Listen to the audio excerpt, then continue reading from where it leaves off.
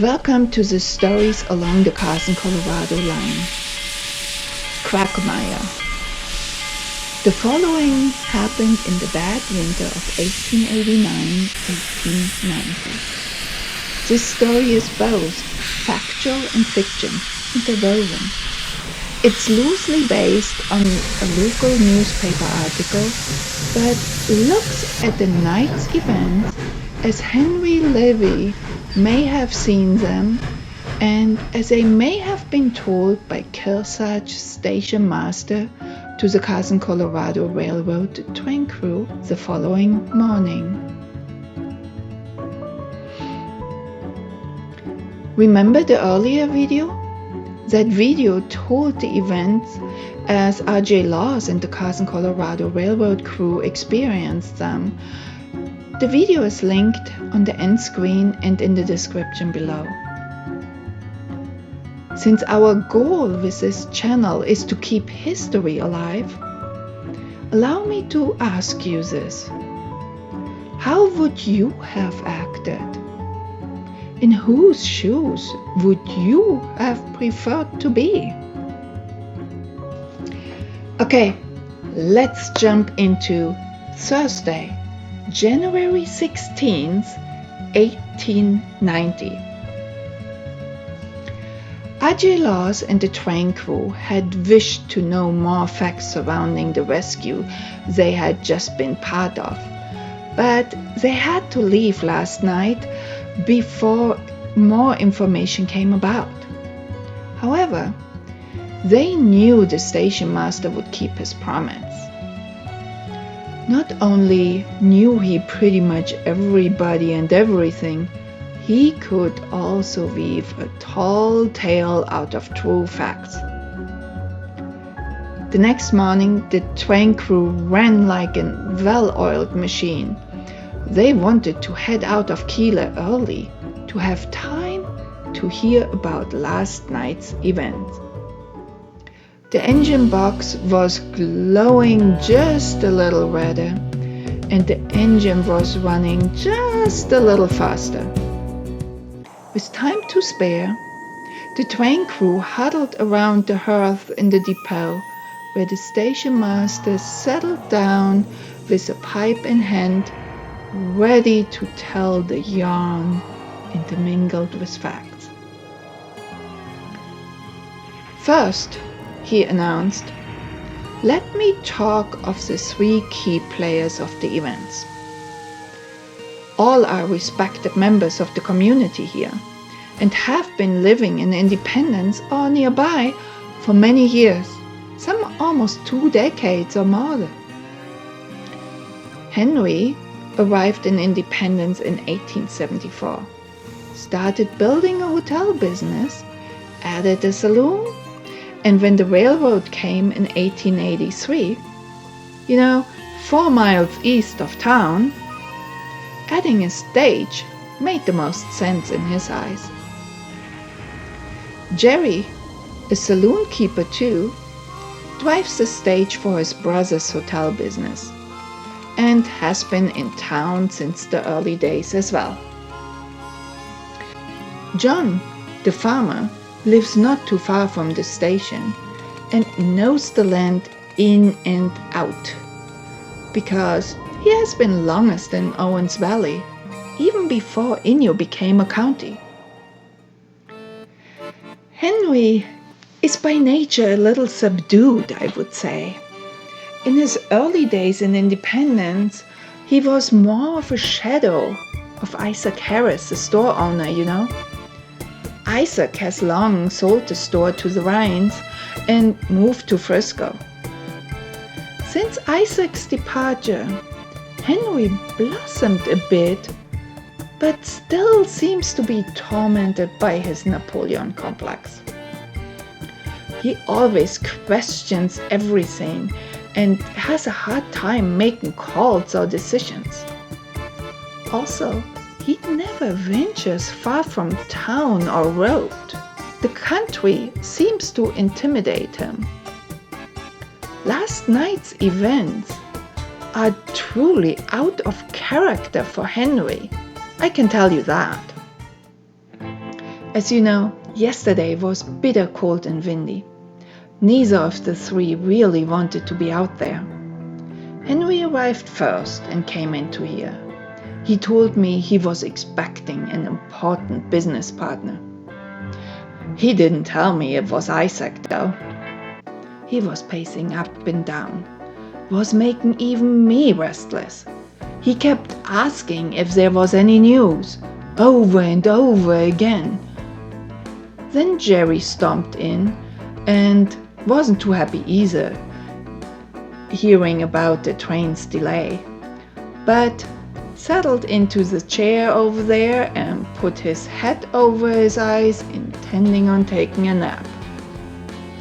He too was bothered by Henry's pacing and tried to convince him all would be good.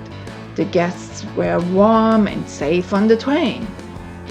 Well, Henry couldn't give it a rest.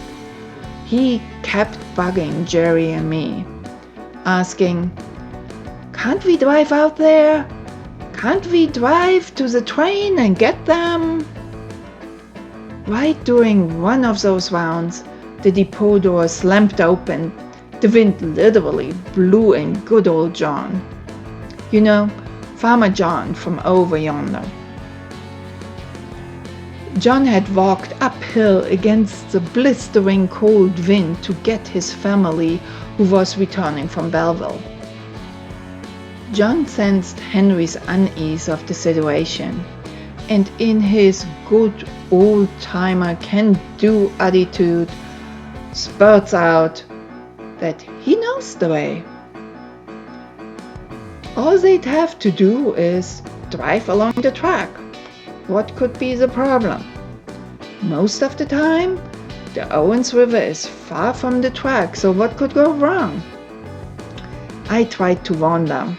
You know, this darn winter with its massive snow and runoffs had made the Owens River not only swell, but also started flooding regions which had never seen water before. Those darn freezing temperatures frozen the water, the snow covered it up, and one never saw the peril coming until too late. I told them they were crazy to go out. After all, the river had bettered the riverbank so badly that the railroad bed had to be repaired. What were they thinking?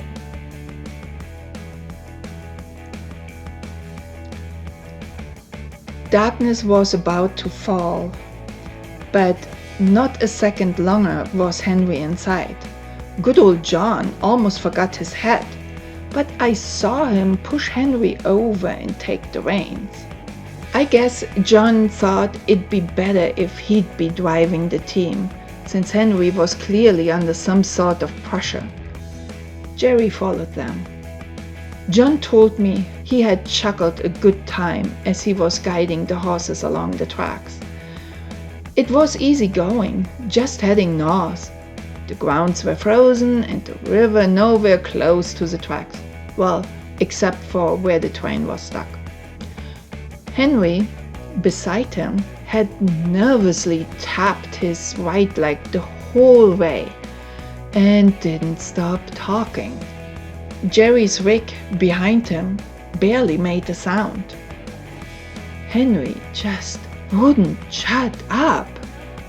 All his talking about this important business didn't make the horses go any faster. The sun had long disappeared behind clouds in the Sierras. Dusk faded, darkness settled on the desert as they made their way north toward the train. The wind howled bitterly, making the cold even colder.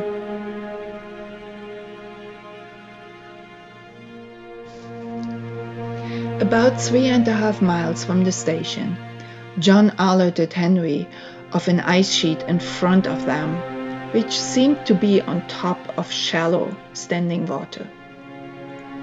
The ground felt solid enough under the horseshoes and wagon wheels. Henry momentarily pulled out of his tirade about the future business ventures, wasn't disbelief. "John, should we turn around?" "Absolutely not. It's shallow." "We'll soon be out of this. Look, I can see the edge of that puddle. Don't worry." John drove on, but with every step the horses took, the water came higher and higher. The team came to a standstill. No matter the urging or hollering, the horses struggled a little and almost instantly gave up. Both men looked baffled at each other. Why wouldn't the horses move? From the seat, tracing the leads and feeling how they respond, Henry concluded the tugs were separated from the wagon shaft, and more than likely, the shaft was stuck in the mud. No matter what they did, the wagon would not budge an inch. Oh boy.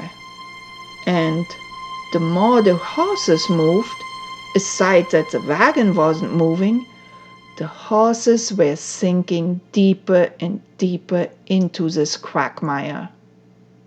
They needed help. Jerry instinctively hollered at his horses to stop, halted short of the water as he noted the stage sinking deeper and deeper into the waterhole. Shards of broken ice floating around the stage. Immediately, it was clear to him he would go no further. After turning around his team, he checked with John and Henry. All three thought it'd be best to send Jerry to the station and get help.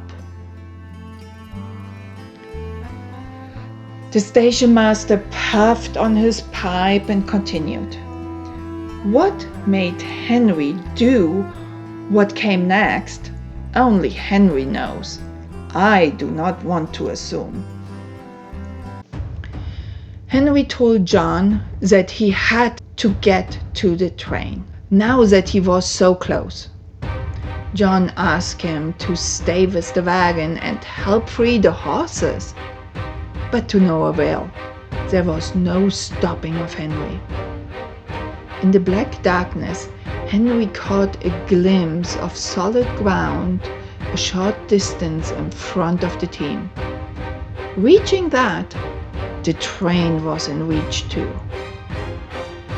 Stepping off the wagon, he instantly regretted all decisions he had made this afternoon.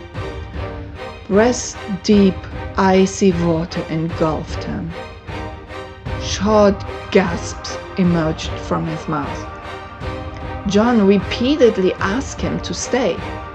Undeterred, Henry staggered through the icy water, but instead of finding dry ground, all there was an ice field. Ice, still too weak to bear his weight.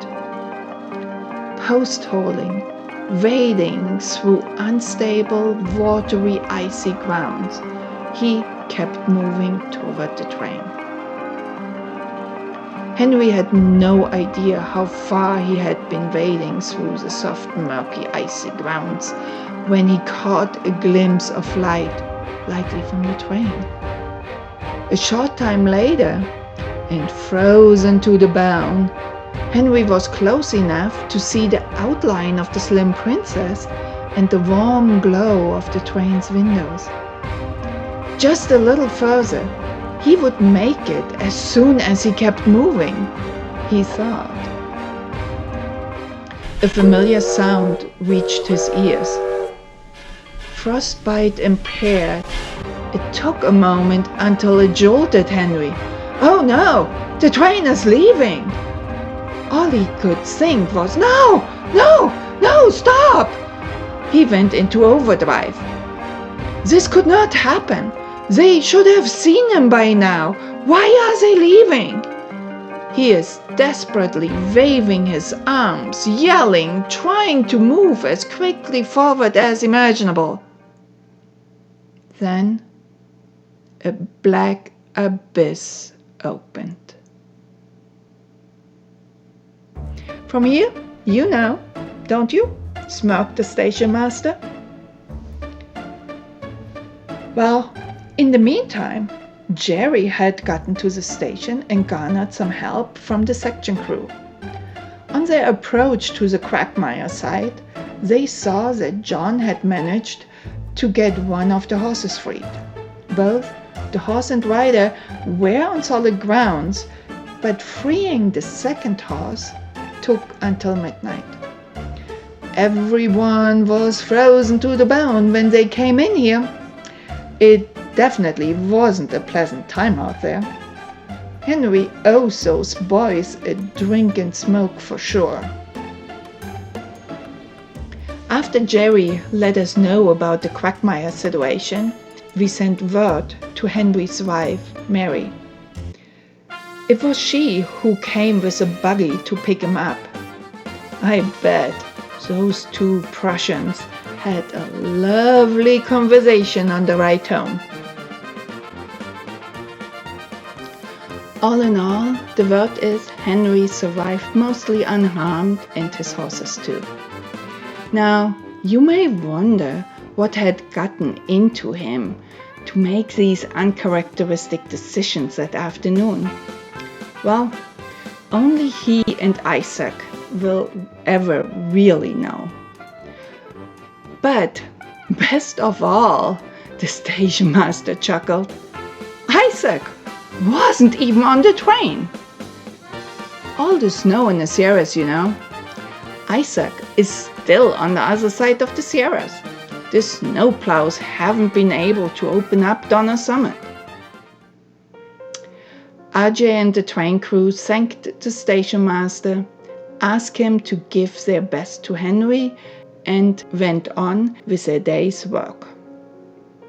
In case you wonder, the Levy family lived a prosperous life in Owens Valley, aside from several challenges common in the early days.